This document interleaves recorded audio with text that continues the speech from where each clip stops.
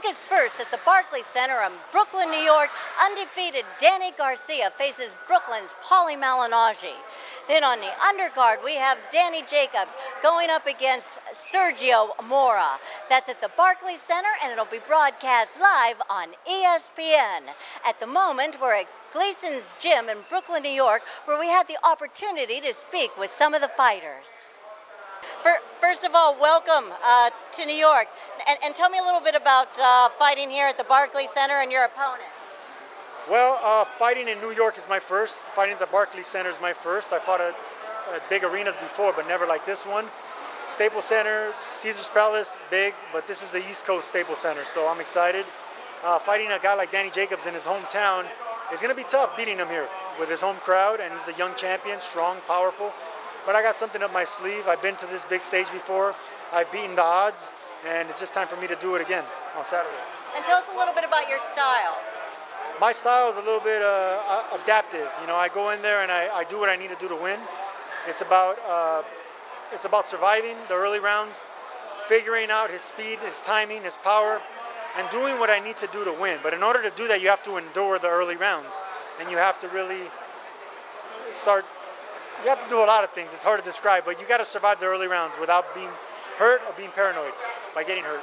And how do you stay motivated in such a contact sport where you're getting hit and it's Well, I don't know if you're familiar with my fights, but I don't get hit that much, and that's how I stay motivated. That's how I stay pretty.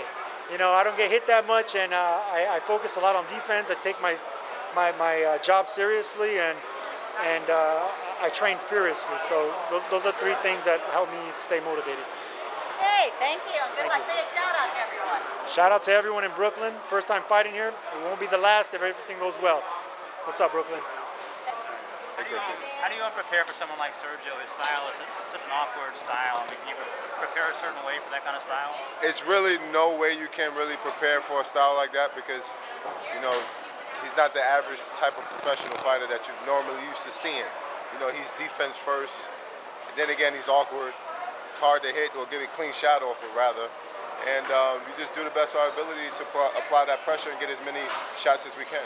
He's never been stopped before in his career. Is that on your mind, maybe being the first guy to it's not going to be on my mind inside the ring, but if the time and the opportunity presents itself, I'm looking forward to taking advantage of it. And on Saturday, I mean, what kind of a statement do you hope to make in this fight? Is it just about getting the win, or do you want I just want to make the biggest statement that I can.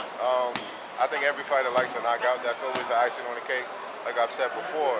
But to me, a victory is a victory because I can look impressive and lose, but look sloppy and get a victory. So to me, obviously, a win is ultimately the best.